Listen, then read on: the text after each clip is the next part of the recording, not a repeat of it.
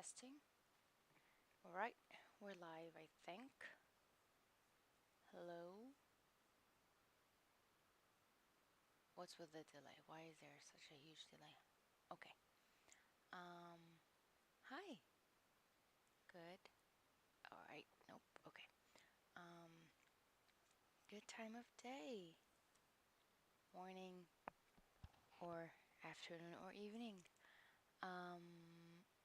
I don't know why there's a delay with the movement. It's fine, I think. Okay.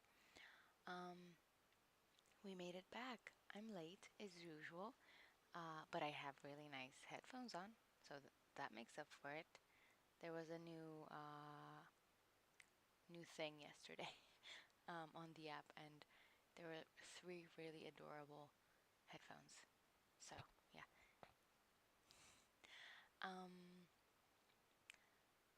I guess before we start, I want to thank the people that joined the Discord yesterday. That was pretty cool.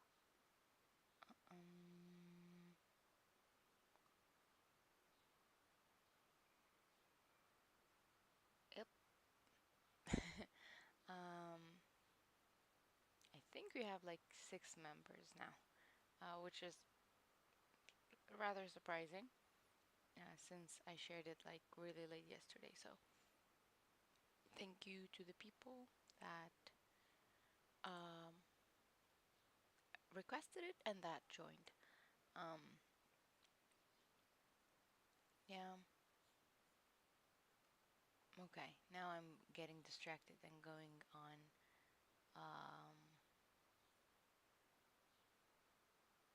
Twitter to check stuff. Yeah, honestly, like I need to share something before we start learning. This tweet that I made on the course that I'm taking is like almost going viral for me. So that's pretty cool. I'm glad that people are learning about this course because honestly, it's really good. Like for I don't expect university lectures to be so what's the word? Fresh, live. No, that's not the word. Lively, that's the word. Okay. All right. So to continue where we were, yesterday we finished this how do transformers work, and then today we're probably going to look at these 3 because these 3 are related, and then probably jump to the lecture. That's my current plan. If it doesn't go that way, no problem whatsoever. Yeah. Let's go and play this video.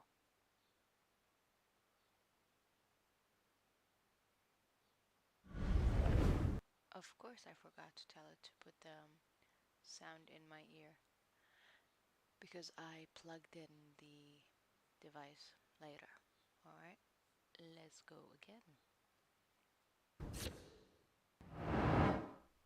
The whoosh is really loud. Like, I think I need to say that. The whoosh is actually really loud. Is it my fault? In this video, we'll study the Yep, they're pretty loud. I need to be louder. Or just make this lower. encoder architecture. An example of a popular encoder-only architecture is BERT, which is the most popular model of its kind. Alright. Let's first start by understanding how it works. We'll use a small example using 3 words. We use these as inputs and pass them through the encoder. We retrieve a numerical representation of each word.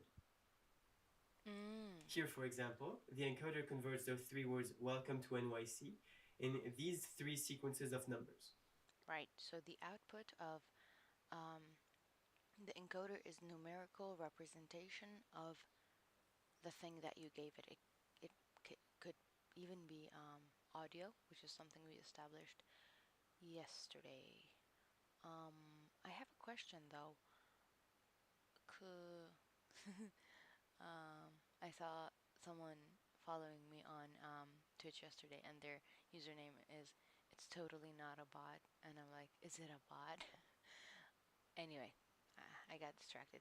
My question is, what's the difference between this and what we call word embeddings? Are they different? Isn't it just an encoder as well? Maybe different, like different algorithms? The encoder outputs exactly one sequence of numbers per input word. This numerical representation can also be called a feature vector or a feature tensor. So it's a feature vector, not a word embedding. So I'm still curious, but let's see. Let's dive in this representation. It contains one vector per word that was passed through the encoder. Oh, each word is a vector on its own. Ah, Each of these vectors is a numerical representation of the word in question. The dimension of that vector is defined by the architecture of the model. For the base BERT model, it is 768. oh, why? These representations contain the value of a word but contextualized. Eh? For example, the vector attributed to the word to isn't the representation of only the to word. No way. It also takes into account the words around it, which we call the context. The context window. That's cool. As in, it looks to the left context, the words on the left of the one we're studying, here the word welcome, and the context on the right, here the word NYC, and it outputs a value for the word given its context. And we don't know how big is the context window, right? Because if it's like a like the whole Wikipedia, um, do we tell it how big the context window should be? It is therefore a contextualized value. One could say that the vector of 768 values holds the meaning of the word within the text.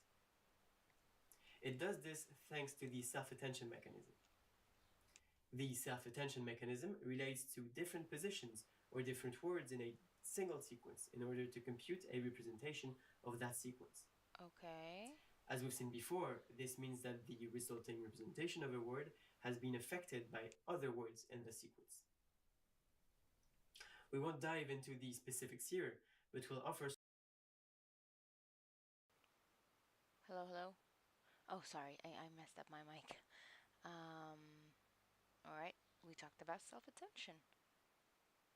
Some further readings if you want to get a better understanding at what happens under the hood.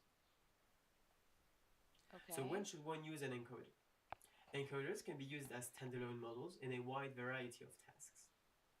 For example, BERT, arguably the most famous transformer model, is a standalone encoder model. And at the time of release, it be the state of the art in many sequence classification tasks, question answering tasks, and masked language modeling, to only cite a few. Even masked?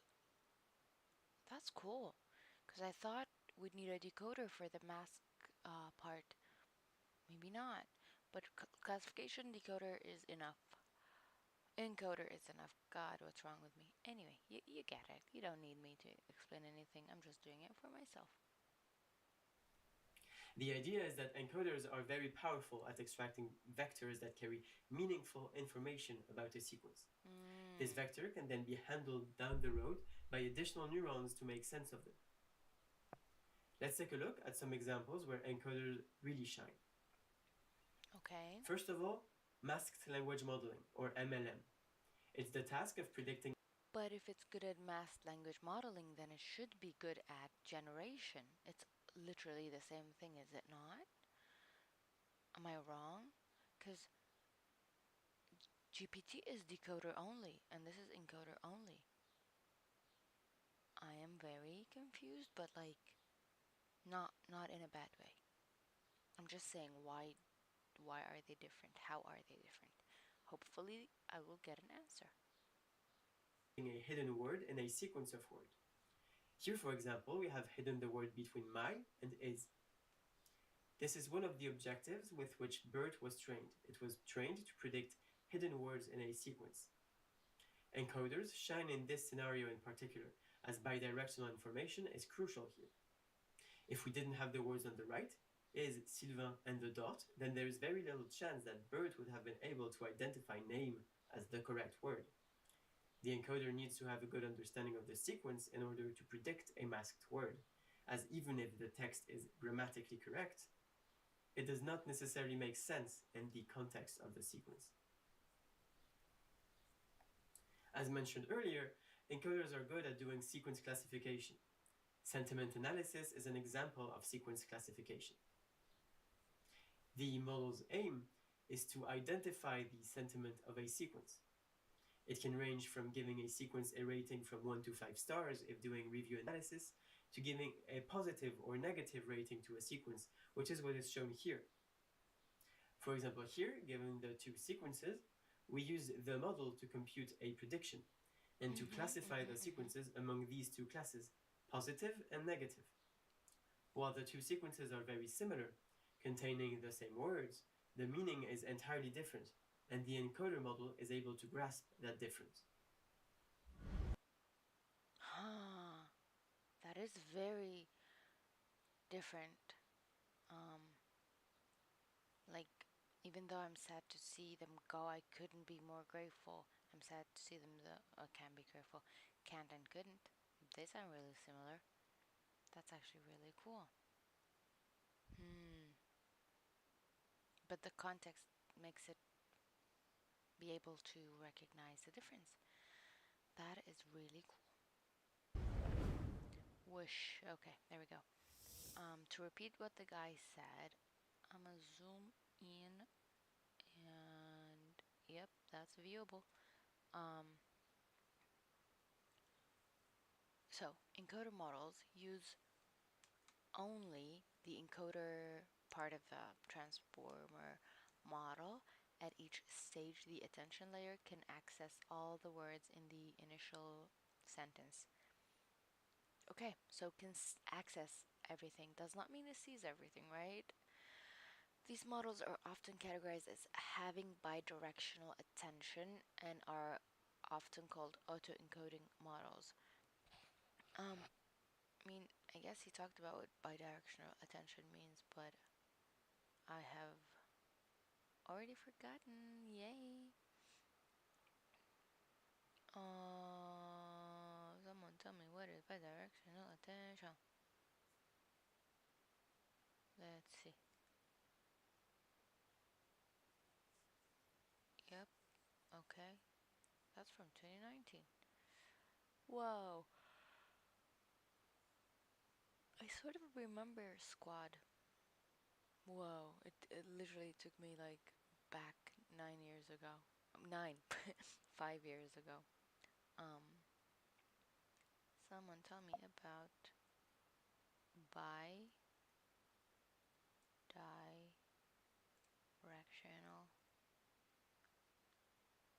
Hmm.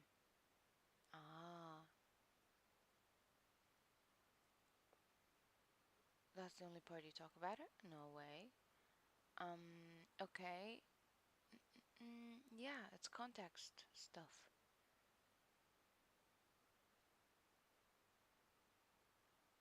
Is a closed domain. So, nope, nope, nope.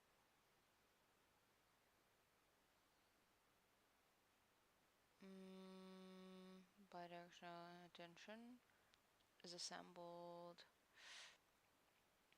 Let's. Mm, okay, fine, don't answer me. But I am curious about the paper. Whoa, that's cool. So this is the paper that started it.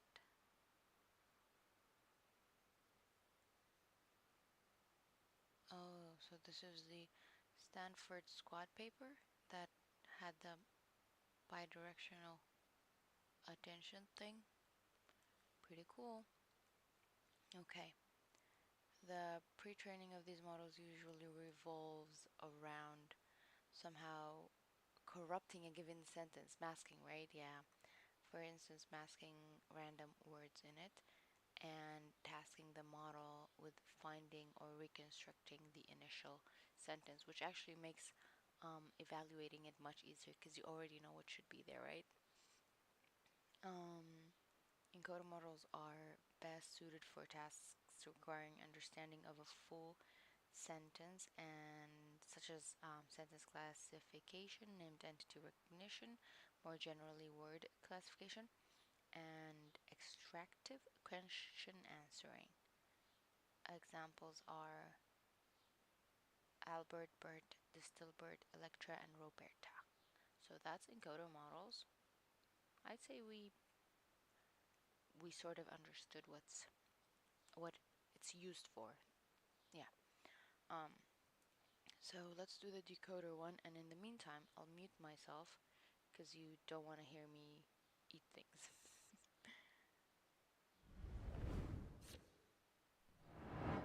In this video, we'll study the decoder architecture. An example of a popular decoder-only architecture is GPT-2. In order to understand how decoders work, we recommend taking a look at the video regarding encoders. They're extremely similar to decoders. One can use a decoder for most of the same tasks as an encoder, albeit with generally a little loss of performance. Let's take the same approach we have taken with the encoder to try and understand the architectural differences between an encoder and a decoder. So note that he's saying GPT. Hey, no way there's a video about GPT 3 blue on brown. Huh. Is it old? Have I watched it? Huh. So he said GPT-2 and not more recent ones because this video is from 2019. Just a note. Let's continue. We'll use a small example using 3 words. We pass Again, double checking. You can hear me? Okay, you can hear me. That scared me. I thought you can't hear me. Okay. them through the decoder. We retrieve a numerical representation for each word. Here, for example, the decoder converts the 3 words welcome to NYC in these 3 sequences of numbers. The decoder outputs exactly 1 sequence of numbers per input word. This numerical representation can also be called a feature vector or a feature tensor. Let's dive in this representation. It contains 1 vector per word that was passed through the decoder. Each of these vectors is a numerical representation of the word in question. The dimension of that vector is defined by the architecture of the model. Where the decoder differs from the encoder is principally with its self-attention mechanism. It's using what is called masked self-attention. Here, for example, if we focus on the word to, we'll see that its vector is absolutely unmodified by the NYC word. That's because all the words on the right, also known as the right context, It can only see the past and not the future. That's the difference of it being unidirectional while the other one is bidirectional. of the word is masked. Rather than benefiting from all the words on the left and right, so the bidirectional context, decoders only have access to a single context, which can be the left context or the right context. The masked self-attention mechanism differs from the self-attention mechanism by using an additional mask to hide the context on either side of the word. The word's numerical representation will not be affected by the words in the hidden context. So when should one use a decoder? Decoders, like encoders, can be used as standalone models. As they Yes. generate a numerical representation, they can also be used in a wide variety of tasks. However, the strength of a decoder lies in the way a word can only have access to its left context. Having only access to their left context, they're inherently good at text generation, the ability to generate a word or a Okay. This one here says it can also only have access to the future and not the past. That would be cool. Right context. Oh wait, or are you saying it might be Arabic, that's why. That's a good point. I did not think of that. sequence of words given a known sequence of words. This is known as causal language modeling or natural language generation. Oh, yay. Here's an example of how causal language modeling works. We start with an initial word, which is my. We use this as input for the decoder. The model outputs a vector of numbers, and this vector contains information about the sequence, which is here a single word. We apply a small transformation to that vector so that it maps to all the words known by the model, which is a mapping that we'll see later called a language modeling head. We identify that the model believes that the most probable following word is name. Right. We then take that new word and add it to the initial sequence. From my, we are now at my name. This is where the autoregressive aspect comes in. Autoregressive models reuse their past outputs as inputs in the following steps. Once again, we do the exact same operation. We cast that sequence through the decoder and retrieve the most probable following word. In this case, it is the word is. We repeat the operation until we're satisfied. Okay. Starting from a single word, we've now generated a full sentence. We decide to stop there, but we could continue for a while. How much can we have? Like, how? Because, like, you don't really know how big is a sentence if you just, like, how many passwords can we have? I mean, that's probably a question that can be answered, but this is so cute. GPT-2, for example, has a maximum context size of 1024. We could eventually generate up to 1000. Did you hear that? 1024. What? 24 words, and the decoder would still have some memory of the first words in the sequence. Wow, 미쳤다. I got my answer. Okie dokie. So decoder models use only the decoder of a transfer model. At each stage, for a given word, the attention layer can only access the words positioned before it in the sentence. I like calling it the past because that's how sentences work. These models are often called autoregressive models.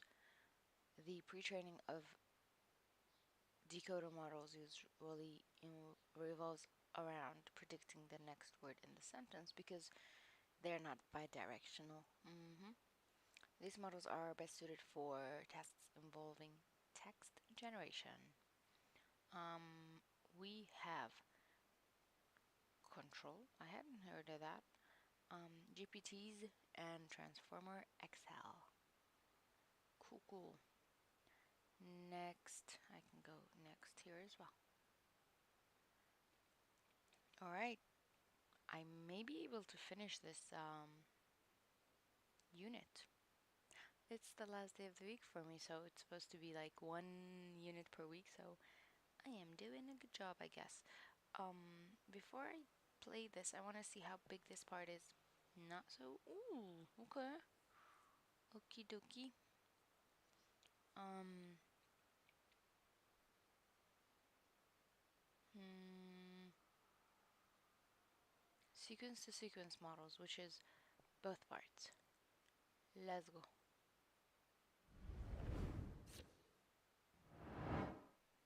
In this video, we'll study the encoder-decoder architecture.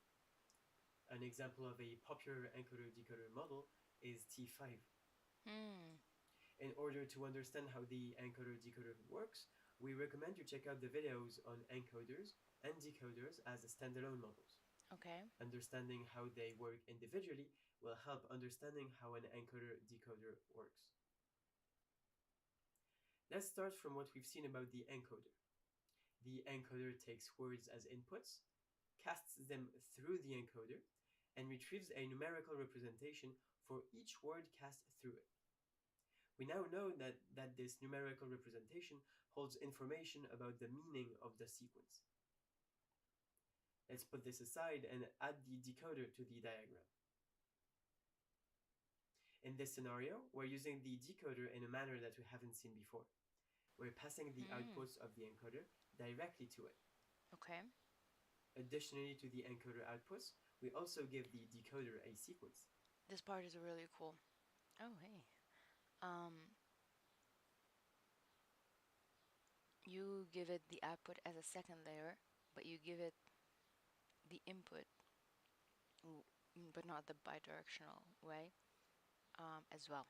This part is like new to my brain when I learned about it. When prompting the decoder for an output with no initial sequence, we can give it the value that indicates the start of a sequence. And that's where the encoder-decoder magic happens. The encoder accepts a sequence as input. It computes a prediction and outputs a numerical representation. Then it sends that over to the decoder. It has in a sense encoded that sequence. Right. And the decoder, in turn, using this input alongside its usual sequence input, will take a stab at decoding the sequence. Don't stab anything. The decoder decodes the sequence and outputs a word. As of now, we don't really need to make sense of that word, but we can understand that the decoder is essentially decoding what the encoder has output. The start of sequence word here indicates that it should start decoding the sequence. Now that we have both the encoder numerical representation and an initial generated word, we don't need the encoder anymore. As we have seen before with the decoder, it can act in an autoregressive manner. Right. The word it has just output can now be used as an input. Yep.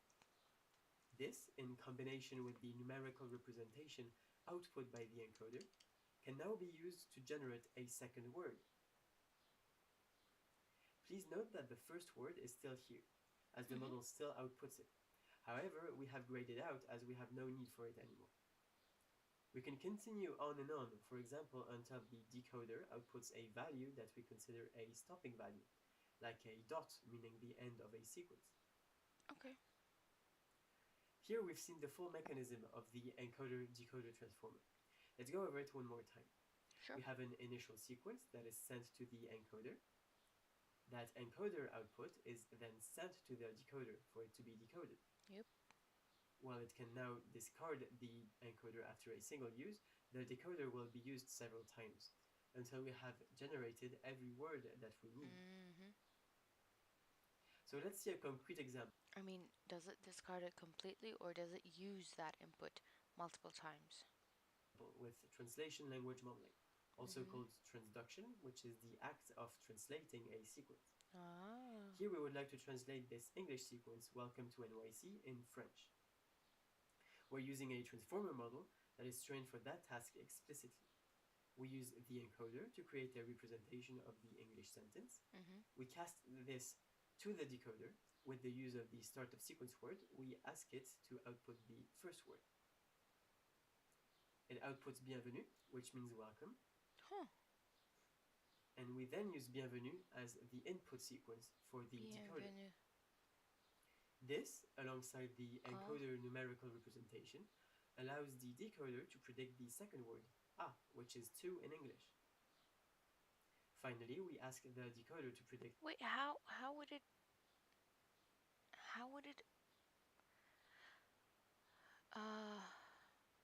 generate the first word if it didn't know? Are we giving it welcome and it's saying welcome again? No way. Anywho. A third word. It predicts NYC, which is correct. We've translated the sentence. God, what's wrong with me? It's translation. It's translation. It's not text generation. Okay. Where the encoder-decoder really shines is that we have an encoder and a decoder, which often do not share weights. Okay. Therefore, we have an entire block, the encoder, that can be trained to understand the sequence and extract the relevant information. Okay. For the translation scenario we've seen earlier, for example, this would mean parsing and understanding what was said in the English language. It would mean extracting information from that language and putting all of that in a vector dense in information. On the other hand, we have the decoder, whose sole purpose is to decode the numerical representation output by the encoder. Yep. This decoder can be specialized in a completely different language, or even modality like images or speech. Yeah. Encoders decoders are special for several reasons. Firstly, they're able to manage sequence-to-sequence tasks, like translation that we have just seen. And Secondly, ASR. the weights between the encoder and the decoder parts are not necessarily shared. Let's take another example of translation. Here, we're translating transformers are powerful in French. Firstly, Oh yeah, they're not the same size, which is normal. this means that from a sequence of 3 words, we're able to generate a sequence of 4 words. One could argue that this could be handled with a decoder that would generate the translation in an auto-regressive manner. Okay. And they would be right. Another example of where sequence-to-sequence transformers shine is in summarization. Here we have very long sequence, generally a full text, and we want to summarize it. Since the encoder and decoders are separated, we can have different context lengths. For example, a very long context for the encoder, which handles the text, and a smaller context for the decoder, which handles the summarized sequence. There are a lot of sequence-to-sequence models. This contains a few examples of popular encoder-decoder models available in the Transformers library. Additionally, you can load an encoder and a decoder inside an encoder-decoder model. Therefore, according to the specific task you're targeting, you may choose to use specific encoders and decoders which have proven their worth on these That's specific really tasks. cool.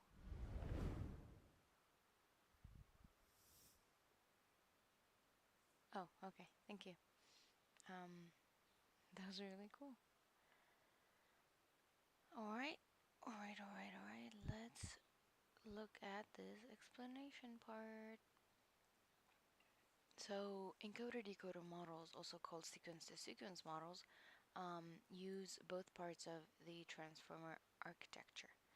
At each stage, the attention layer of the encoder can access all the words in the initial sentence or the context window.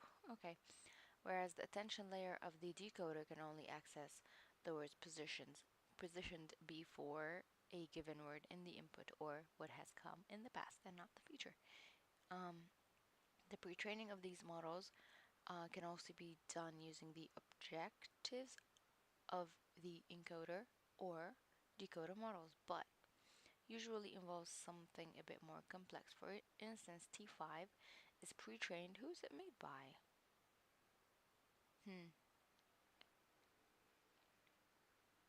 Google. Okay, why is it called T5?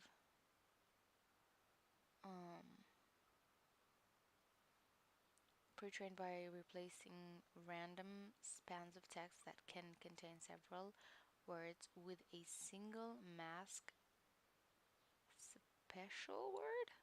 Okay. And the objective is then to predict the text that the masked word replaced. See, that's my question. Mask word thing, but this is several. Okay, fine. Because the encoder, I think they don't want to call it a context window, then maybe they have to refer to encoder context window and decoder context window. They are different context windows, you're right. Fair, fair. One is bidirectional, one is unidirectional. Also, hi. Yeah, because what was I saying? Yeah, the masked thing is decoder. Oh god, I'm lost again. Is decoder's specialty. Yes? Because encoder likes classification and other stuff. So, point is, this one is like several words. Okay, fine, whatever. Sequence to sequence is good with stuff that replaces stuff, like a whole different thing, right? Okay. Translation and summarization and even non-word stuff like I guess text to speech or speech to text maybe. I think BERT is really push the math language task, and that's encoder only, I think. Okay. I'll probably need to go back to see if the math is encoder or decoder only. I'll do that after I finish this. Sequence-to-sequence models are best suited for tasks revolving around generating new sentences. Okay, yeah, something new, like transforming the thing, right? Depending on a given input, such as summarization, translation, or generative question answering. Uh, Examples are Bart and Bart, T5, and Marianne. So, decoder text generation, because that's GPT, and you are absolutely correct. The masking is, where is it? Where is it? I mean, yeah. I guess masking is the bird part. I think decoder can do math language. I don't know. Um, I can play the video one more time and go to that place Of each word's defined 60 further. arguably the most famous. Math language modeling. Yeah, it is the encoder part. So if they say decoder, wouldn't be make. Yeah, I mean, the thing that would make a difference is how much resources you want to use, right? If you want to use encoder only or sequence to sequence. But yeah, when they say decoder, my brain goes to GPT, which is generation, encoder, other stuff. um, and sequence to sequence is transformation. Um, Alrighty then. So we are here. And then this chapter is almost ending, which is really, really good. Okay. Bias and limitations. Oh my god, who's here? And on YouTube. Hi. Hello. Hi, hi, hi. How are you? Um, do you like my new headphones? I think they're supposed to be. Does it look like a beaver or a bear? Can't be sure. Let's say a bear. Um, so, math language modeling is about pre-training. Okay. Uh-huh. It's the first part. That's what you're saying. Not the goal. So, much as thank you to have the model be forced to learn language better. So it's two things. It's obviously the pre-training part, almost always, but also it's a task. Um, as actually seen here, um, like when you go on Hugging Face, you can search for things that fill in the mask, as in filling the blank, basically. Thank you. Um, I'm sure I've talked about this before, Duhu, but I'm using this app that has these things built in. Like, like I technically could change what I'm wearing right now because it's a part of the app. It's not something that I make. Um, yes, hello, hello. Uh, so yeah, my character is stuff that I've made from the app. Name being ZEPETO, which I call it ZEPETO as in Geppetto, but I doubt that's how the creators call it. All right, so bias and limitations of transformer models. If your intent is to use a pre-trained model or a fine-tuned version in production, please be aware that while these models are powerful tools, they come with limitations.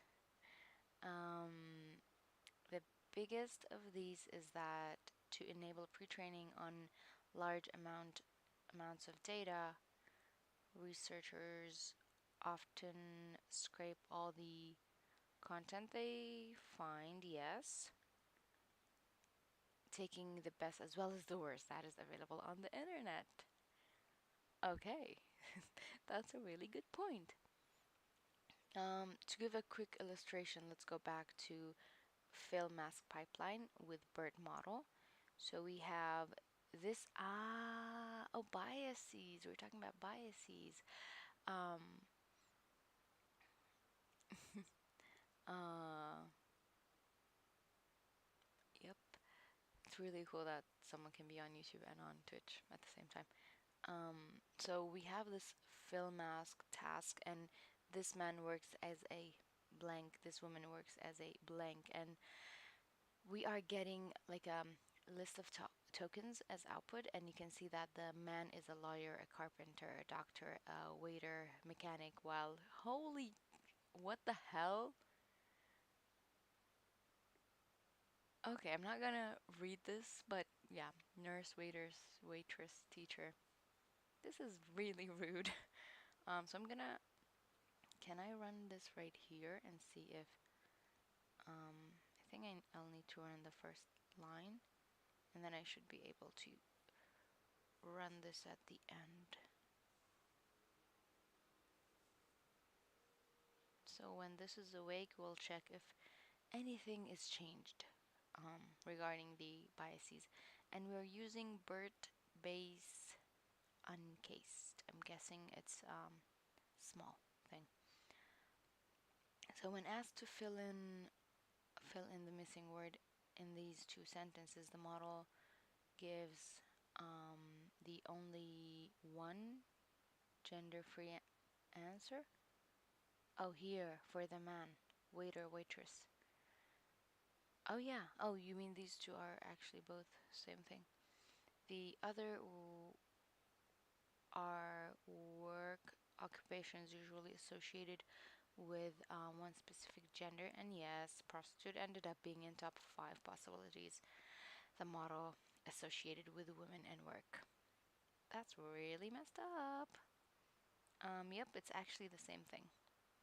And if we make it boy and girl, I'm curious about that as well. Girl. Let's go. This happens even though BERT is one of the rare transformer models not built by scraping data all over the internet, huh? But rather using apparently neutral data.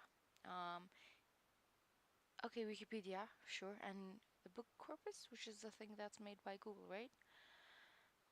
Okay, when you use these tools, you therefore need to keep in the back of your mind that the original model you are using could very easily generate sexist, racist, and homophobic content. Fine-tuning the model on your data won't make the intrinsic bias disappear. Yeah, fair. Um, but like if it's translation, then it shouldn't, right? So it depends on the task that you're trying to do. For men, it just moves things around. Oh, the girl is a model, but women can be models. And the man, we have farmer. Oh, teacher as well. The boys can be. That's cool. We have two teachers and two waiters. Um, okay. So let's summarize this. Um, this unit, I guess. In this chapter, let me zoom in a bit more since I am not obstructing the view. Zoom, zoom. Okay. In this chapter, you saw how to approach different NLP tasks using the high-level pipeline. So we have a function that says pipeline, and you tell it what task you want it to do. You can name the model, but you don't have to. Translation could still show that bias erroneously. Oh yeah, you've definitely seen the one that has been had used to make rounds, saying like in Turkish, saying this person is. I really need to be careful about. Okay, sorry. saying this person is a nurse, this person is a doctor, and when translated into English, it would be the woman is a doctor, the woman is a nurse. Sorry, the man is a doctor, the woman is a nurse. So yeah, translation has biases as well. Um, I'm just saying like it can translate the occupation, but it can translate the gender bias thing part um, without any problem. Because like Arabic has gendered language, English has gendered language. The language I speak doesn't, so yeah. Um, Turkish also has gendered language. I don't know why. I guess there's a way that you can say this person without making it gendered. Yeah, like anyway, my brain went to Korean, and in a way, you don't have to use gendered language. You can just say uh, 이사입니다. Like, wait, did I just say I am a doctor? Anyway, um, or kasaram, this person. But no, they do make it gendered sometimes. Because I know there was a fight about calling someone. Why do you have to say women reporter? Why not just call them reporter? That was something that was. I watched a documentary yesterday, and it's still in my mind. The Burning Sun thing, which was sort of 5 years ago. Yeah, yes, it is really interesting, the gender language thing. Because a lot of languages have it. Some languages, I guess a lot of languages don't even.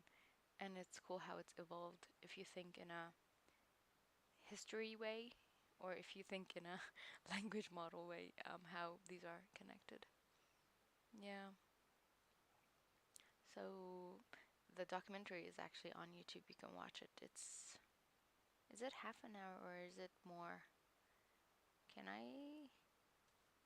Hee hee hee. Um, it's called Burning Sun, and it is an hour long. Um, don't watch it if you don't have the stomach for it, because it's really disgusting. I mean, in a way, it's messed up. What happened to those people? Um, Technically, there are no murders, so it's not true crime in a way. So yeah, we learned about changing subjects is not easy. High level pipeline function, which is something that you can just use and just, yeah. Oh, wow, cool.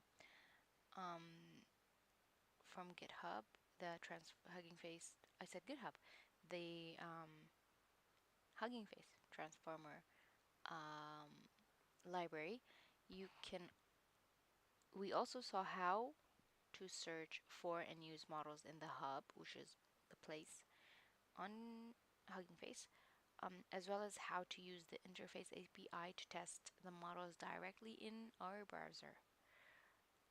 Not really. Oh, inference API, not interface API. But yeah, I mean, yeah, you can go to the hub and just test things directly in the browser. Yep, that's true.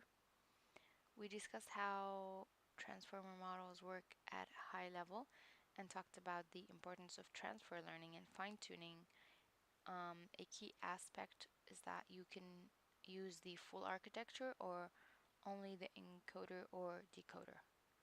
Yes, you can either use sequence to sequence or encoder only or decoder only, depending on what kind of task you aim to solve. The following table summarize what they're used for. Encoder examples are such, and they are used for classification, named entity recognition, extractive question answering, and also, if you feel like it, the math language model thing. Decoder, think GPT, which is text generation. Sequence to sequence or encoder decoder, summarization, translation, generative question answering, which is like In a way, summarization is generative question answering, isn't it? You're like, summarize this for me. um, that was a joke? No. Okay.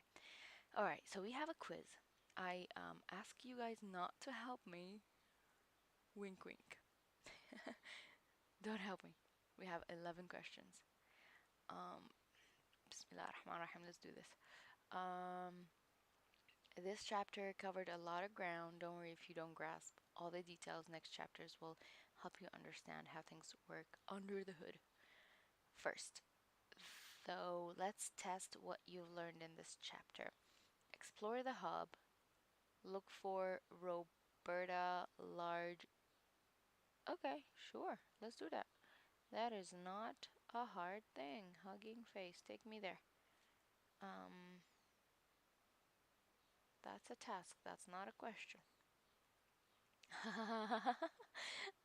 that's that's no, don't say that. Um, I'm glad that I'm safe, but I have a really wrong place to search. Bad attention span, so I miss things a lot or like just get distracted. But dragons can't be smooth-brained. I doubt that. They're like old creatures. Um, so I guess it's this one. It is mainly used for text classification.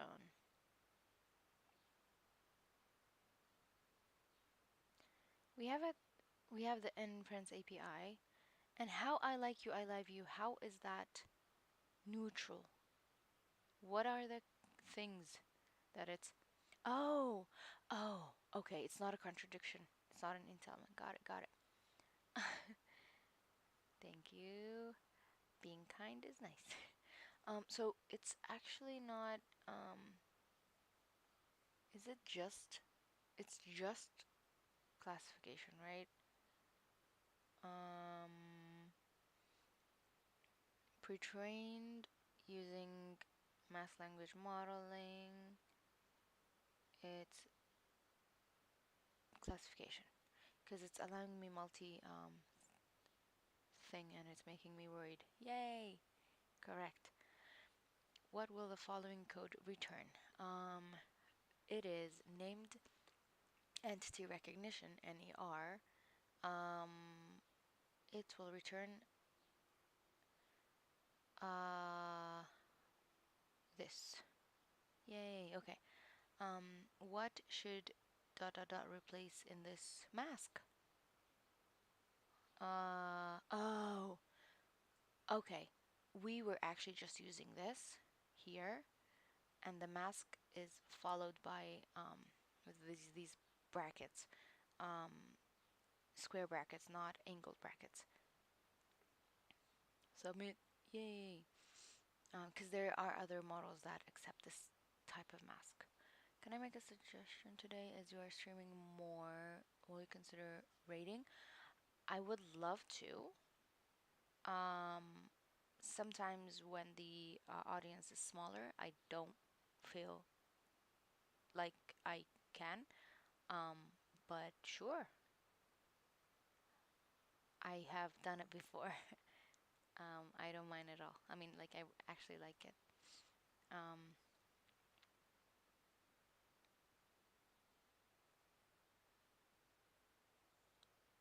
yes.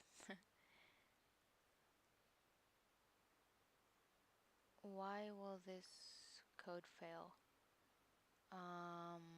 Because it's called, wait, no, zero shot classification, classifier. Pipeline requires labels to be given. No. Pipeline requires several sentences. No. No. That's a really. Wa alaikum assalam wa rahmatullahi wa barakatuh. Abdullah, welcome. Um,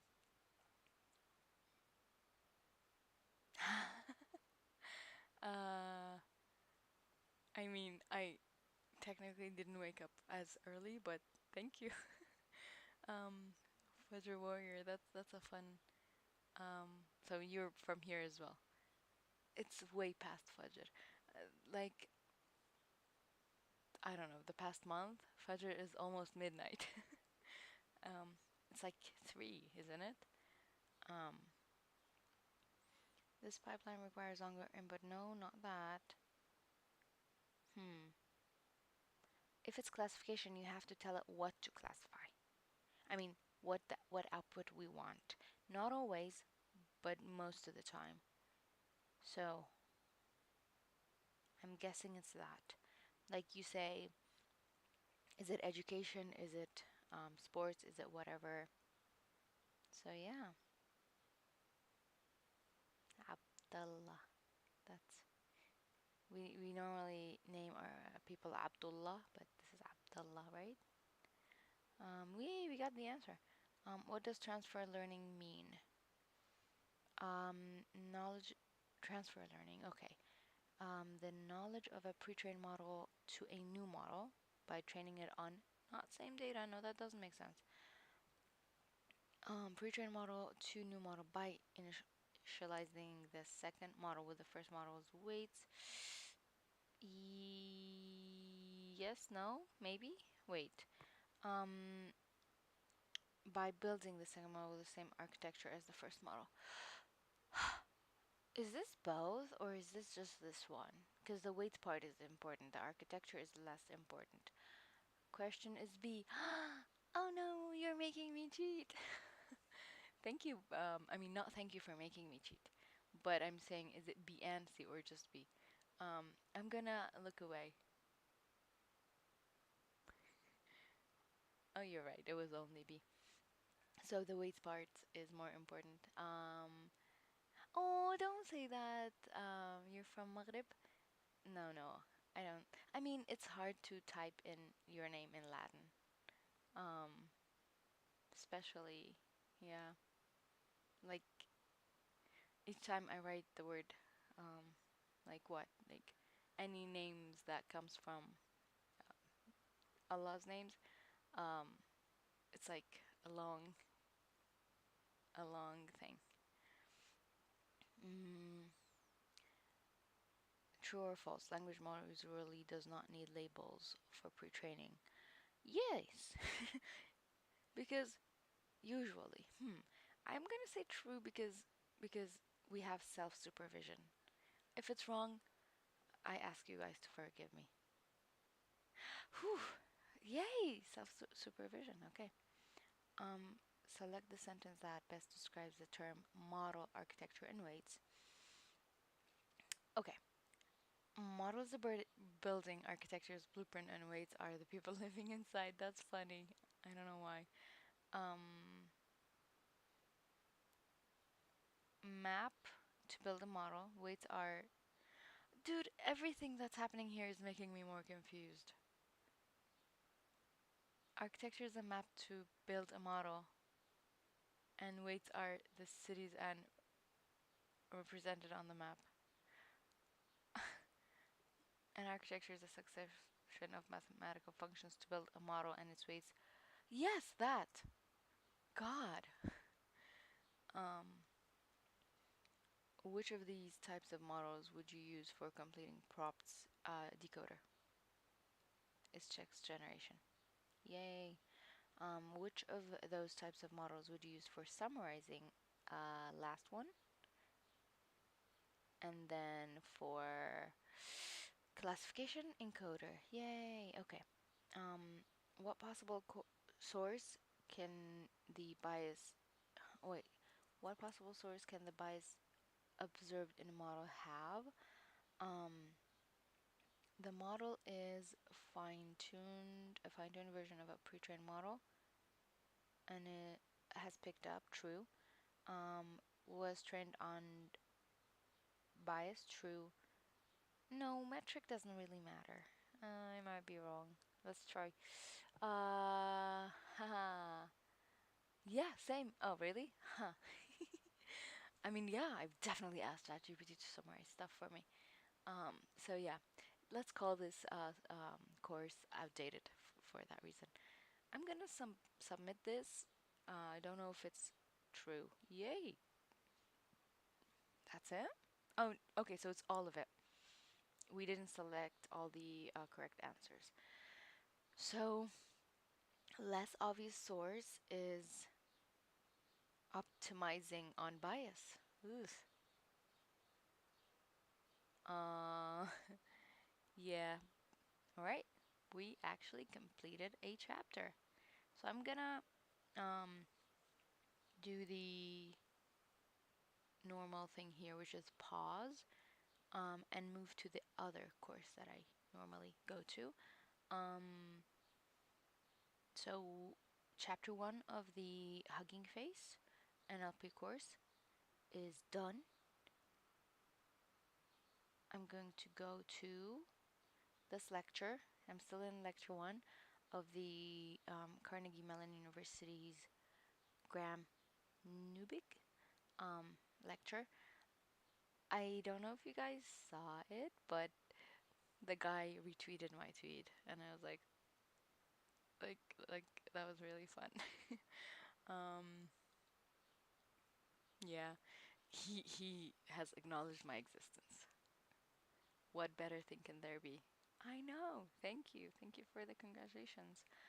Um, so I guess it's not really fun to jump into a lecture that you guys have maybe some of you haven't been with from the beginning. So somewhat apologies for that, but also let's just watch it together. So we did in this lecture, we did. I can go back just a tad bit to show that he was doing this, running this, and training a model to classify sentences, and we were using bag of words. So if um, I play this, his first thing is like issues with bag of words, I think. So let's see. Some neural networks with some particular assumptions. Okay. Cool. So what's missing in bag of words? Still, handling of conjugation or compound words is not perfect. We can do it to some extent to the point where we can memorize things. So I love this movie. I love this movie. Another thing is handling word similarities. So I love this movie and I adore this movie. Oh really? Oh God, you're being kind, Nat. I don't think I'm good at explaining. Thank you. I will try to. Thank you. That's kind of you.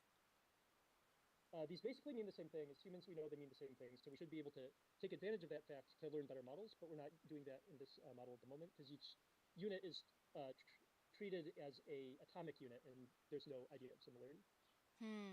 Also, handling of combination features. So I guess Bag of Words doesn't really care about like I'm sure you guys have seen the word representation. Oh God, that scared me. Okay. Um, because it's yesterday's tab and it needed to refresh. Do that. still, handling of conjugation or compound words is not perfect. We can do it to some extent to the point where. Yeah, I just want to show you something before I move on. We have word embeddings, and if you go to something like this, in 3D space, words can like. Oh God, thank you. Wait, what does subscribe means?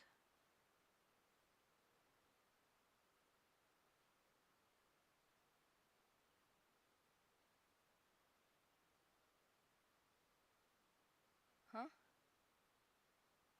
Is it different from follow? Hold up.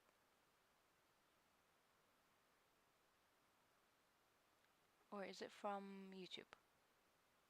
I think it's from YouTube because it came from Restream. That's really cool. I didn't know I get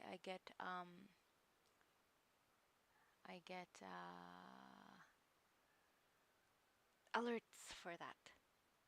Yeah, that's really cool. I didn't know because like I know very recently, like 2, 3 days ago, I got subscribers from YouTube live, but they didn't show as alerts. So that's really cool. Thank you. Um, very philosophical. What does it mean for someone to subscribe? That was really cool. Thank you, because the thing was new to me. Yeah, word embeddings have 3D space where similar words go to the same place, which is really cool. Like really, really cool. Um, yeah. Like, look, China, Beijing, Japan, Tokyo, Vietnam, Hanoi, Turkey, Ankara, Canada, Ottawa, stuff like that. Yes. So I'm talking about that because it's confusing with Twitch calling the equivalent. Yeah, yeah. That's why I was asking. A follow on Twitch is the same thing as subscriber on YouTube, while a subscriber on Twitch is a different thing. So Bag of Words doesn't have that thing with the meanings, similar stuff. That's where I was. Where we can memorize things. So I love this movie. I love this movie. Mm-hmm, Another thing is mm-hmm. handling word similarities. Similar So words, yep. I love this movie and I adore this movie. These basically mean the same thing. As humans, we know they mean the same thing. So we should be able to take advantage of that fact to learn better models, but we're not doing that in this model at the moment because each unit is treated as a atomic unit and there's no idea of similarity. Also, handling of combination features. So I love this movie and I don't love this movie. I hate this movie and I don't hate this movie. Actually, this is a little bit tricky because negative words are slightly indicative of it being negative. But So Bag of Words doesn't know what to do with negation. Okay. actually, what they do is they negate the other things that you're saying in the sentence. So Why? Why art thou sorry? like love is positive, hate is negative, Yes. but like don't love. It's positive and don't hate is wait. I mean, don't love is negative and don't hate is positive. They actually kind of like fits, right? Like love is very positive, hate is very negative. Why didn't I get the alert for a second? I understand why you are apologizing now.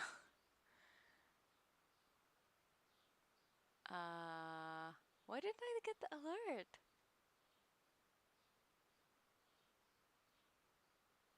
Someone please block. I feel like I should block coffee. Okay, I am joking, but in a very not happy way.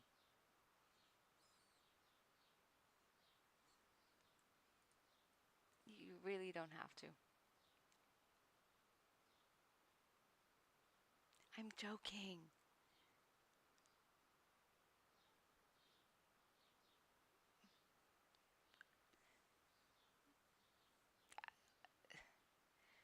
Yeah, anyway, you really don't have to subscribe on Twitch. If I don't know if it's like somehow free, but I don't think so. That's why it's making me rather uncomfortable. um, so just your attention and your eyes are more than enough. Honestly, like, because being live is different from um, watching a video later, and you can just, I don't know, like turn it on in the background. But oh god, there it is. What just happened? Who underscore just subscribed with Prime. Thank you. You don't have to. Okay. I don't need to be mad. Okay, I'm not mad. Um, thank you. Can be free on Twitch for people that pay to. That's something that I'm not sure about. That's why I asked. It's called Prime, but I don't have that, to be honest. Okay, okay. So you don't.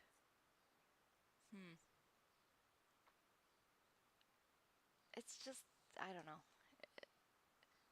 It's not, huh? What was that bloop? I got another bloop. Maybe it was, yeah, I had a really good day yesterday, and okay, I'm glad you had a good day, but that doesn't mean you need to spend money. You can just have a good day. Thank you. Like, I hope I'm not sounding rude. I I mean to say thank you, but also you don't have to, really. And if you want to, it's okay. I'm sure you're an adult that knows what they're doing, but yeah, I don't want to say that I am encouraging you. I really am not. Okay, I don't know. So, going back to the lecture, thanks again, honestly. I technically don't know how. Yeah, we'll see. Okay, still a small creator. I have not made money from anything, so I don't know how I'll receive it if I do, but I'll give it time. Because maybe someday YouTube live is not easy, but we'll see. If I get anything, we'll see how it works. Because I don't know if it's. I have accounts that can get things transferred to, but I'm just saying I've never done it. Anyway. Okay, I'm going back to the lecture. Okay. Adult love is like slightly less positive than adulthood, right? Oh, should I spill the secret about why they had a happy day yesterday? I'm not gonna spill it, but I can. Should I? I feel mean right now. No, I feel happy mean. You know, there's a happy mean. It's actually kind of tricky because you need to combine them together and figure out what's going on based on that. Another example that a lot of people might not think of immediately, but is super, super. I'm saying I'll spill the secret so that you do it yourself. Oh, okay. Done. No secret is being spilled. Yesterday was a happy day because every day should be a happy day. Consistency is key, and you can easily get there. Inshallah. Thank you, Abdullah. I do have a problem with consistency. Sometimes I'm super consistent, sometimes I'm not. But yeah. Inshallah. For comment and sentiment analysis or any other thing is but. So basically, what but does is it throws away all the stuff that you said before, and you can just pay attention to the stuff that you saw beforehand. So, like, we could. That's true. So Bagverse doesn't know how to deal with saying, I like it, but not really. Something like that. Ah, okay. Could even add this to our like if you want to add this to your rule-based classifier, you can do that. You just search for but and delete everything before it and see if that improves your accuracy. Might be a fun, very quick thing to do. Cool. Cool. So the better solution, which is what we're going to talk about for every other class other than this one, is neural network models. And basically, what they do is they do a lookup. All right. So we're back on the neural networks hype train. Of dense word embeddings. So instead of looking up individual sparse vectors, individual one-hot vectors, they look up dense word embeddings and then throw them into some complicated function to extract features. And based on the features, multiply by weights and get a score. And if you're doing text classification in the traditional way, this is normally what you do. If you're doing text classification with something like prompting, you're still actually doing this because you're calculating the score of the next word to predict, and that's done in exactly the same way. So even if you're using a large language model like GPT, this is still probably happening under the hood unless OpenAI invented something that very different and alien than anything else that we know of, but I'm guessing that that probably has to count. Oh, that's cute. This is how it works unless OpenAI changes it. One nice By the way, this lecture is 2024, so it's far more updated than the Hugging Face one. thing about neural networks is neural networks theoretically are powerful enough to solve any task if you make them deep enough or wide enough. Like if you make them wide enough, and then if you make them deep, it also helps further. So anytime somebody says, "Well, you can't just solve that problem with neural networks," you know that they're lying, because they theoretically can solve every problem, but you have issues of. Huh. So when a client comes to you and wants to create something and they're like, can this be done? Technically, the answer is always yes, but how much time and resources do you have is the answer to that. Same with neural networks, I guess. Of data, you have issues of other things like that. So, they don't just necessarily work out. Cool. So Cool. the final thing I'd like to talk about is the roadmap going forward, some of the things I'm going to cover in the class, and some of the logistics issues. Okay. So the first thing I'm going to talk about in the class is language modeling fundamentals. And so this could include language models that just predict the next words. It could include language models that predict the output given the input or the prompt. Mm-hmm. I'm going to be talking about representing words, how we get.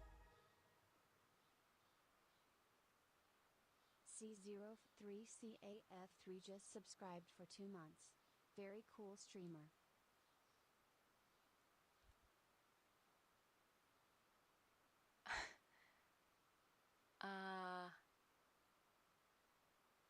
Thank you.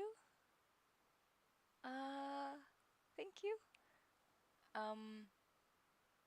You are a very cool streamer and person as well, but I feel like someone is trying to toy with my emotions, but in a good way. Okay. Okay. Thanks again.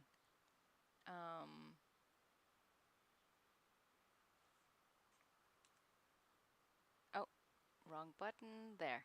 Button pressed.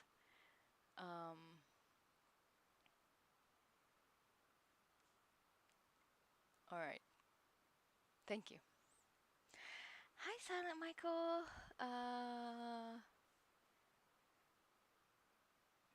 Yep. It's weird. Oh, so cute.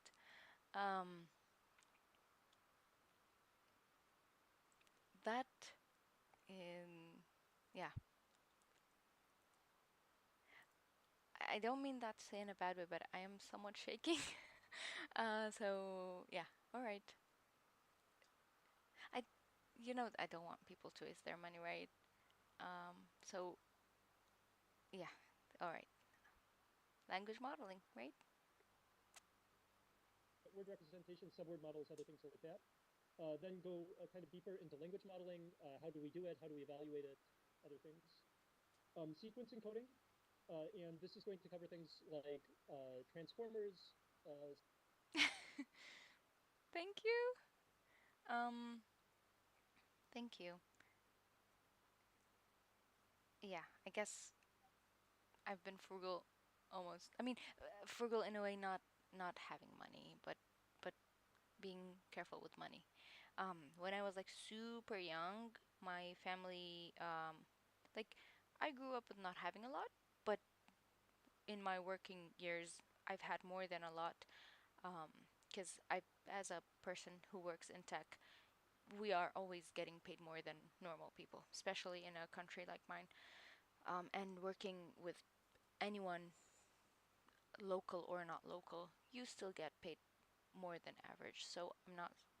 Um, I just when you grow up, um, not having a lot, you still have that mindset. I have that mindset. Um, so yeah. Self-attention models, but also very quickly CNNs and RNNs, which are useful in some cases. And then we're going to specifically go very deep into the transformer architecture and also talk a little bit about some of the modern improvements to the transformer architecture. So the transformer we're using nowadays is very different than the transformer that was invented in 2017. So we're going to talk, well, I wouldn't say very different, but different enough that it's important. So we're going to talk about some of those things. Second thing I'd like to talk about is training and inference methods. So this includes generation algorithms. So we're going to have a whole class on how we generate text. in different ways. Prompting, how we can prompt things. I hear world-class prompt engineers make a lot of money nowadays, so you'll want to pay attention to that one. Okay. And instruction tuning. So how do we train models to handle a lot of different tasks? And reinforcement learning. So how do we, like actually generate outputs, kind of judge them, and then learn from that. Okay. Also, experimental design and evaluation. So experimental design. So how do we design an experiment well, so that it backs up what we want to be, our conclusions that we want to be backing up? How do we do human annotation of data in a reliable way? This is getting harder and harder as models get better and better, because getting humans who don't care very much about the annotation task, they might do worse than GPT-4. So you need to be careful of that. Also, debugging and interpretation techniques. So what are some of the automatic techniques that you can do to quickly figure out what's going wrong with your models and improve them? And bias and fairness considerations. So it's really, really important nowadays that models are being deployed to real people in the real world, and like actually causing harm to people in some cases, that we need to be worried about that. Advanced training and architectures. So we're going to talk about distillation and quantization. How can we make small language models that actually still work well, like not large? You can run them on your phone, you can run them on your local laptop. Ensembling and mixtures of experts. How can we combine together multiple models in order to create models that are better than the sum of their parts? And retrieval and retrieval augmented generation. Long sequence models. So how do we handle long outputs? And we're going to talk about applications to complex reasoning tasks, code generation, language agents, and knowledge-based QA and information extraction. I picked these because they seem to be maybe the most important, at least in research nowadays. And also they cover the things that, when I talk to people in industry, are kind of most interested in. So hopefully it'll be useful regardless of whether you plan on doing research or plan on doing industry-related things. By the way, the two things that when I talk to people in industry, they're most interested in are RAG and code generation at the moment, for now. Oh. So those are ones that you'll want to pay attention to. Huh. And then finally, I've heard about the rag thing a lot, especially on YouTube. People discuss it. the two things that when I talk to people in industry, they're most interested in are RAG and code generation at the moment, for now. So those are ones that you'll want to pay attention to. And then finally, we have a few lectures on linguistics and multilinguality. I love linguistics, but to be honest, at the moment, most of our cutting-edge models don't explicitly use linguistic structure. But I still think it's useful to know about it, especially if you're working on multilingual things, especially if you're interested in very robust generalization to new models. So we're going to talk a little bit about that. And also multilingual NLP. I'm going to have one lecture. So also, if you have any suggestions, we have 2 guest lecture slots still open that I'm trying to fill. So if you have any things that you really want to hear about, I could either add them to the existing, content, or I could invite a guest lecturer who's working on that topic. So, please feel free to tell me. Okay. Then the class format and structure, the class content. My goal is to learn in detail about building NLP systems from a research perspective. So this is a... Hello. Fairvex just followed. Thank you, CL Fairvex. welcomes you. You're welcome. No, not you're welcome. Thank you, as in welcome. Sorry. Thank you for the follow. Say hi if you don't mind. Fairvex. That's a really cool name.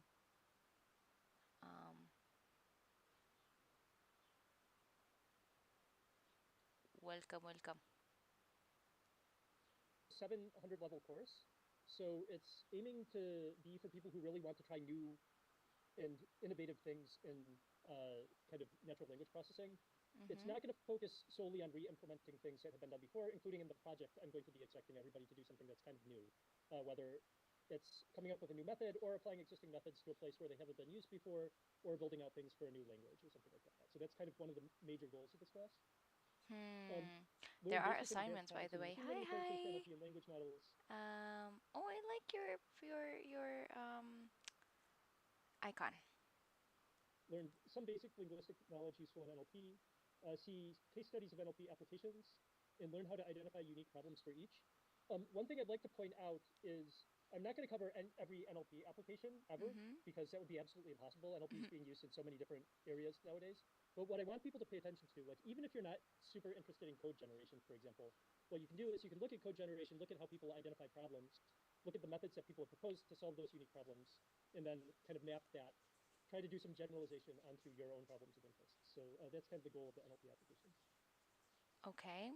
Finally, learning how to debug when and where NLP systems fail and build improvements based on this. So ever since I was a graduate student, this has been like one of the really important things, and I feel like I've done well or done better than some other people, and I feel like it's a really good way to, like, even if you're only interested in improving accuracy, knowing why your system's Oh, failing still is I best. just noticed I've reached 90 followers, which is really cool.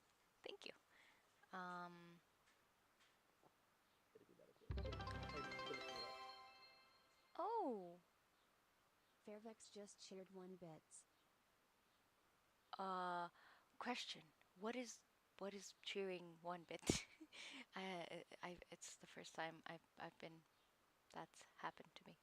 If anyone can answer that, I'd appreciate. But also, thank you. Why the must sell us 900 minutes? I don't know what that is. But I am happy more than 1 bit. Haha, that was a joke. What is a bit? Cheering bit.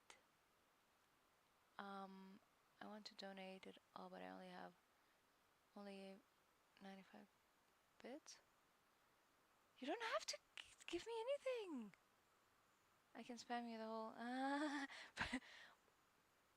But what is it? Oh, thank you.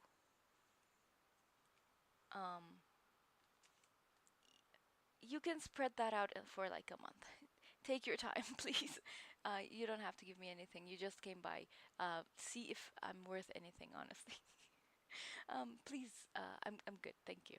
I appreciate your being really sweet and kind. Fairvex.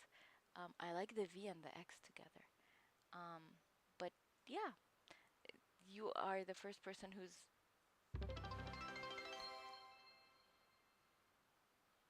Fairvex just shared 60 bits. Okay. What is that?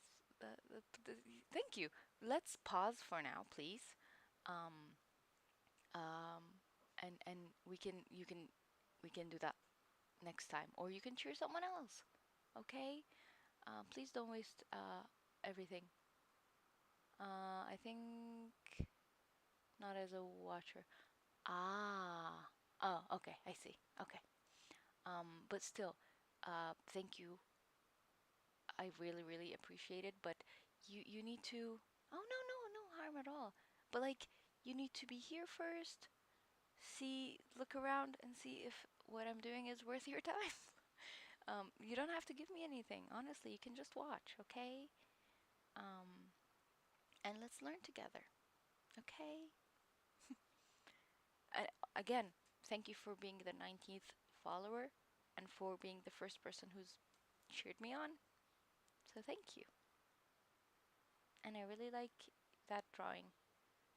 Ah, you've been watching on YouTube. Cool. Thank you then. I really mean that when I say thank you for your time and attention. Because you really don't have to give it to me. A lot of emphasis on that. In terms of the class format, before class, for some. Ah, does it? I didn't notice. Okay. I guess with the chat and the response time? I do watch YouTube lives. Oh, I really should update some of those things. Emotes. There we go. With the chat there. I do watch YouTube live, especially from a K-pop band artist group called Plave. I'm not going to get distracted, but I will show you what Plave is because I think some people here will be rather interested. They are VTuber K-pop people. Isn't that cool? They have lives on YouTube. Like if I show you just one quickly, again, I'm not doing any ad for them, but most recent live 2 days ago, and 쓰면 안 됐어요. 그래서 이 친구가 오히려 물을 주니까 꺼내들더라고요. 그래가지고 아. Very handsome and adorable. And the funnest part is when their hands go into their bodies because it's a full on. What was that? An anonymous user gifted a tier 1 subscription to Fairvex.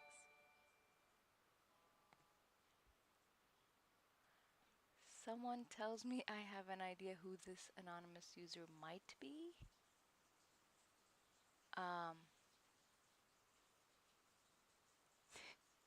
Okay, kids, we need to have a discussion. Let's not waste money, okay?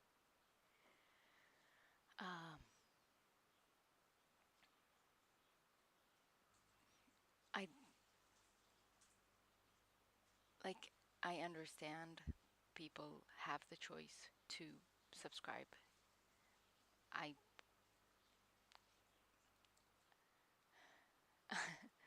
thank you, person. That has something tells me that person has red eyes. Smug. Oh, okay.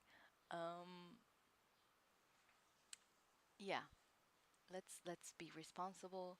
We are, I'm guessing, all adults. Okay. Yay.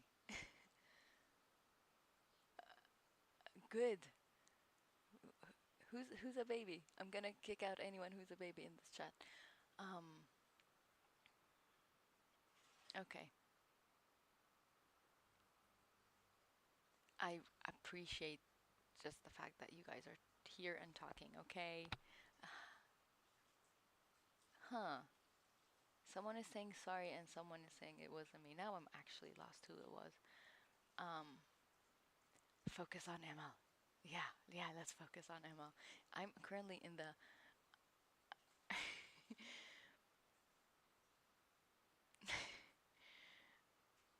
it's thank you. Honestly,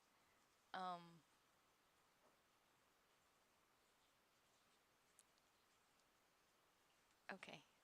Being speechless is not easy when you are it sounds like you're not just talking.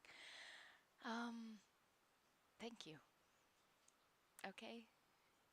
But really you don't have to. Like just the fact that oh hi. Send good vibes. I was going to ask a question about oh of course, I don't mind. Let me finish off this chat with the kids. I am happy for your. I don't want to sound like parasocial, but I'm happy for your friendship in a way, and I'm happy to that you guys are talking to me, and giving me your attention, and that's all I could ask for. Okay, so please let's be responsible people, and I don't mean that in a bad way. I'm just saying don't waste anything on me. Okay. Thank you. And now I'm going back to the thing that I was doing and answering questions. So we have someone called Freedom Dao, asking question about AI and Islam. Okay, let's see. If AI connect to that's a funny question. So how do we know AI? The thing saying, if the question is can AI simulate God, or like can, because AI can simulate whatever it wants to simulate, right? You go to ChatGPT and you tell it, be my I don't know, like language teacher, be my ML teacher, and answer these questions for me. Be my work partner, be my whatever. So the thing is, creating things in the image of God is in no way permissible in Islam, and an AI chatbot is a thing that is basically like an idol, you know, like a, you know what I mean by an idol? Um, a thing that's in the image of the creator is definitely not permissible. I'm not an authority, but from my understanding, that's how I can answer you. I hope that made some sense, okay? Because AI is human creation, yeah? I think with the recent part about AI learning bias, it just, yes, AI is human creation. Learns from input as humans provide to it. Nothing is like God or can simulate God. Yeah, thank you guys for the answers as well. My question goes deeper, a suggestion about how AI works. Non-local Bell theorem, like the brain itself connects to a non-local system. The theory is that AI exists before humanity. I mean, if you want to go to the simulation route, I don't know if that's that, but if we are a simulation within a simulation within a simulation, then that becomes too much. AI can't. Oh my god, that's funny. AI can't get my takeout order right yet. Something tells me that we won't have to worry about simulating God. Not yet. Definitely not yet. Um, that's a really funny point. Um, Anything that's human creation, and at this point AI is human creation. If in 50 years something else comes up, I don't know. But right now it's not permissible, and it's not. Yeah, again, you can definitely talk to someone with more authority. Okay, so the answer I'm giving you is based on my understanding, and not I'm not an imam, I'm not a khitab or something. Something tells me they are planning on doing something with AI. All right. Oh no, we have class readings. I'm trying to take this class seriously because the lecturer retweeted my tweet, but and that's the only reason. It's not that I want to learn anything. It's because they acknowledge my existence. So let's see if I need to do some class readings. Thank you for your opinion. I built a I chat GPT Alphas before, but I want to make an AI model more inclusive, but I need to understand. Oh, of course, of course. Um, yes, I'm too famous to talk to you guys. Sorry, that was a bad joke. Because my viewpoint isn't from Islam. Oh, sure. Thank you. Thank you for asking. Questions are always welcome, no matter what they are. I don't always know how to answer them, but yeah. Um, yes. You can learn more from lectures and from the original source, which is Coffee is saying the Quran. Um, yeah, that. Um, mm, maybe interpreting the word of God. Yeah, by the way, there is ML work related to Islamic text. I think they're mostly statistical, but they are happening, and I am not that into them. Freedom DAO, we have a request from Do asking to make an AI that's more biased towards dragons. I don't know if that can be done. um, some code too I can share for y'all. I do ML open too. Oh, sure. If it's a GitHub link, you can put it in the chat. I don't mind. Links are, as far as I know, allowed. But yeah, sure. I don't think I can give any feedback, but if anyone can, or if I take a look at it and understand it, we'll see. Um, Again, thank you for asking questions because questions help us understand things better, viewpoints and all, right? Some classes, there are recommended reading. Uh, this can be helpful to read. I'm never going to expect you to definitely have read it before the class, but I would Mm-hmm. suggest that maybe you'll get more out of the class if we do that. During class, we'll have the lecture in discussion with everybody. Sometimes we'll have a code or data walk. Actually, Okay, this is the code I built on web app from this backend test, and okay. So I'm gonna open it this is a little bit old. I have the slide. This year we're going to be adding more. on a different screen for now, just to look at it quickly, and then I can put it up. Let's see. Code and data walks during office hours. And the way it will work is one of the TAs, we have 7 TAs who I'm going to introduce very soon, but one of the TAs will be doing this kind of recitation where we go over a library. So if you're not familiar with the library and you want to be more familiar with the library, you can join this, and then we'll be able to do this. And this will cover things like PyTorch and sentence piece. We're going to start out with Hugging Face, inference stuff like VLLM, debugging software like Zeno. What were the other ones? Huh.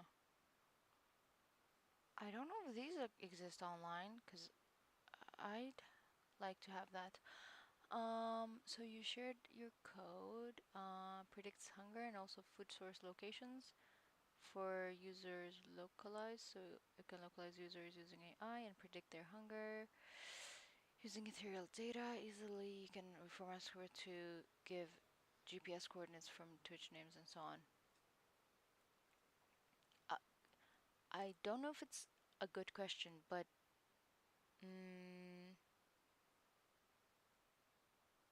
I sort of want to ask how, and like, what is the use case? Is it some sort of, I don't know, like, what's the word? Like crisis related thing?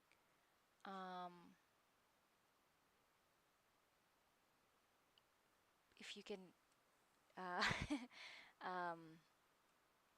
explain it a bit more, I'd appreciate it, because yeah, I want to finish this video so that I can bring my attention elsewhere. So I'm gonna continue that while you give me more. Uh-huh. Oh, that's actually really nice. Give users live data on where clean food is. Okay, so it is somewhat crisis related, because mostly I know, like, worrying about clean water, but yeah, food sources. I'm curious where it can be used, like war zones. Okay. Ah, it is intended. Yeah, clean water is far more uh like a thing that is to be worried about. But also, if there is no food, that's also hard. That's a really good use case. Yeah. Oh my god. I'm gonna check it after I finish this video, if that's alright with you. Oh, the OpenAI API and Light LLM, other stuff like that. So we have lots of them planned. We'll update that. And then after class, after almost every class, we'll have a quiz. And the quiz is intended to just make sure that you paid attention to the material and are able to answer questions about it. We will aim to release it on the day of the course, the day of the actual lecture, and it will be due at the end of the following day of the lecture. So I'm guessing we don't have access to these things. Of course. I'm guessing we don't have access to these quiz things because, based on the website, we have lectures. Piazza is there, but I doubt I can just join. We have slides and the code, which is fun, and the reading. It's fine if we don't have access to quizzes. We don't have to quiz ourselves on anything. it will be 3 questions. It probably shouldn't take a whole lot of time, but yeah, so we'll have that. In terms of assignments, assignment 1 is going to be build your own llama. And so what this is going to look like is we're going to give you a partial implementation of Llama, which is kind of the most popular open source language model nowadays, and ask you to fill in the parts. We're going to train a very small version of Llama on a small data set and get it to work. And the reason why Whoa. it's very small is because the smallest actual version of Llama is 7 billion parameters. You guys recognize llama, right? It was the thing that made headlines being conscious. We're going to create a conscious being, people. And that might be a little bit difficult to train with resources. For assignment 2, we're going to try to do an NLP task from scratch. Oh my god. Oh, yee, wow. Please go to sleep. I should be sleeping like an hour ago. Thank you for stopping by. Thank you for the sub, and really appreciate it. Hope to catch you in your next stream. Sleep well. I hope you have nice dreams. Bye. Yes, Llama 3 is what people are using as far as I'm aware. You're right. Yeah. And so the way this will work is we're going to give you an assignment, which we're not going to give you an actual data set. And instead, we're going to ask you to perform data creation, modeling, and evaluation for a specified task. And so we're going to tell you what to do, but we're not going to tell you exactly how to do it. But we're going to try to give as concrete directions. I never get to go to AI streams. Yeah. Thank you. As we can. Yeah. Will you be given a parameter limit on models? That's a good question, or like a expense limit or something like that. Maybe actually I should take a break from the assignments and talk about compute. So right now, for assignment 1, we're planning on having this be able to be done either on a Mac laptop with an M1 or M2 processor, which I think a lot of That's people have, me. or Google Colab. Okay, everyone has access to Google Colab free version, but I do have a Mac M1, so. So it should be like sufficient to use free computational Ah, resources that you have. tamam. For number 2, we'll think about that. I think that's important. We do have Google Cloud credits for $50 for everybody, and I'm working to get AWS credits for more. But the cloud providers nowadays are being very stingy. So, Yeah, yeah. Colab is great. I agree. You can just copy. My favorite thing is copying someone's collab and running it.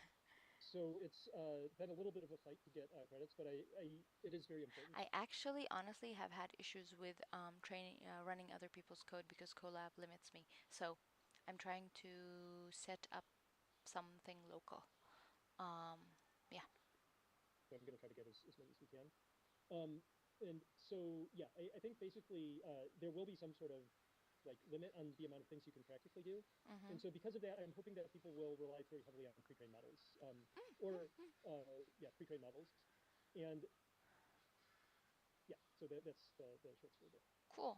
The second thing, the assignment 3 is to do a survey of some sort of state-of-the-art research and do a re-implementation of this.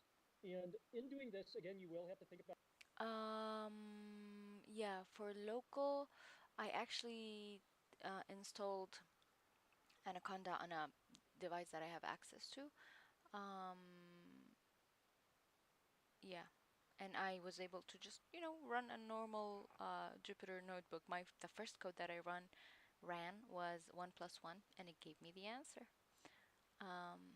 But I had some issues with using the transformer library of Hugging Face. I was able to retrieve stuff, but I wasn't able to test some stuff. So I'm just gonna try and fix some issues. Yes, yes, yes, yes. I use VS Code, and it allows me to use Jupyter Notebook. If you are interested, you can say hi on Discord to help me with some stuff, but you don't have to. I could. Okay. I bet you have, since you've worked on it. Yeah, so you can say hi on Discord. I put the link. I can put the link in the chat for anyone interested in joining. Let me find it while I let this guy finish because we have 4 minutes left in this video. About something that's feasible within computational constraints, and so you can discuss with your TAs about the best way to do this. And then the final project is to perform a unique project that either improves on the state of the art with respect to whatever you would like to improve with. This could be accuracy for sure. This could be efficiency. it could be some sense of interpretability, but if it's going to be something like interpretability, you'll have to discuss with us what that means, like how we measure that, how we can like actually say that you did a good job of improving that. Another thing that you can do is take whatever you implemented for assignment 3 and apply it to a new task or apply it to a new language that has never been examined before. So these are also acceptable final projects. But basically the idea is for the final project, you need to do something new that hasn't been done before and create new knowledge with respect to NLP. So for this, the instructor is me. I'm looking forward to, discussing and working with all of you. Cool. For TAs, we have 7 TAs. 2 of them are in transit, so they're not here today. The other ones, TAs, would you mind coming up? That's cute. So, yeah, Mihir and Akshay Oh, okay. today because they're traveling. I'll introduce them later because they're coming next time. Yeah. Oh, it's all right. None of us know everything. New bugs come up all the time. That's a good point. We all have different tools and different recipes to work with. That's a good point. Cool. And what I'd like everybody to do is say, like, what your name is, what your, like, What? maybe what you're interested in. And the goal of this is number 1, for everybody to know who you are, and number 2, for everybody to know who the best person to talk to is if they're interested in Ah. Can we hear them? I'm actually a grad second year PhD student with mentioned. I work on language generation courses that are sometimes confusing. Barely. Did she say language generation? Second ish year PhD student that I write about grammar. So my research is like started in the area of NLP and proofreading, and I've been doing a lot of work on automating parts of the developer experience to make it easier for Ah, users code. and Okay.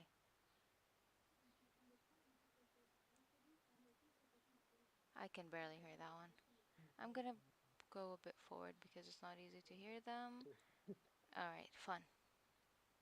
And so we will we'll have people kind of have office hours. Every TA has office hours at a regular time during the week. Please feel free to come to their office hours or my office hours. I think they Vishwa, are they posted on the site? Or, okay, yeah, they either are. I think on Windows by default the CUDA kernel will time out if it runs more than... Huh? Really? But honestly, it ran for half an hour. Sure, we can have this discussion for later, but I pressed train and it ran for half an hour and then it gave me an error. But I haven't gone back to it. And I know it was resource related, so. Will be posted on the site very soon. And come by to talk about anything.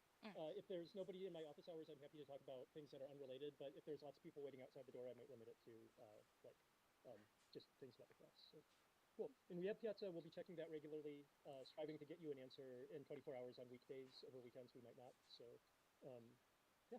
Fun. So that's all for today. Are there any questions? Aww. Wow. I did it. We finished chapter 1 of Hugging Face and we did lecture 1 of the lecture. I feel accomplished. So. Hi. So I want suggestions for raids if anyone has any because there are 5 of us. And I think it would be fun to raid someone. The people on YouTube might just be just see what I'm seeing, but if I end the stream then they won't see more, but people on Twitch can see more. See more. Okay, so anyone has any suggestions on what to do, where to go? So we have one suggestion. I am going to go on twitch.tv and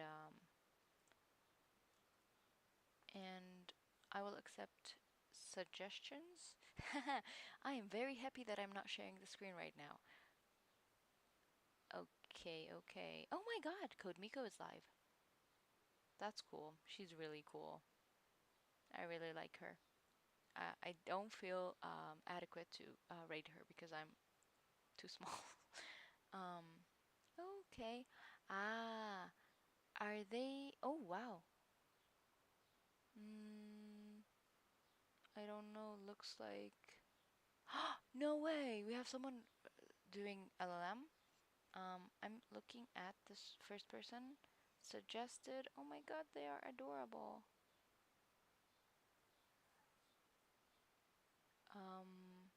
Let me.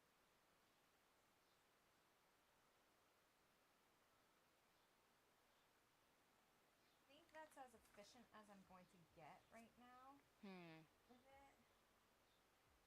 Okay, Does so the timeline really matter though if the pattern they are is all like fun the people. same?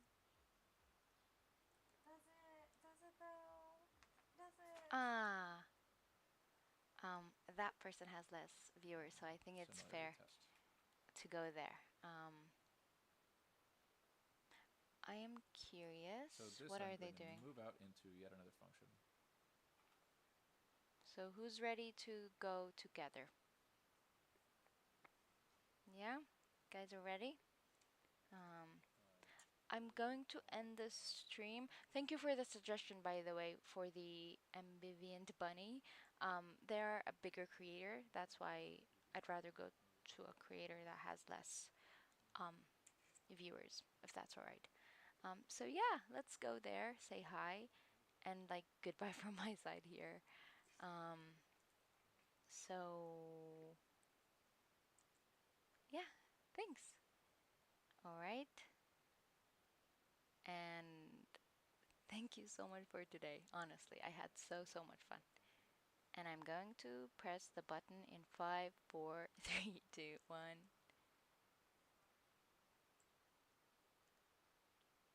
So we climb to the next. We are going now.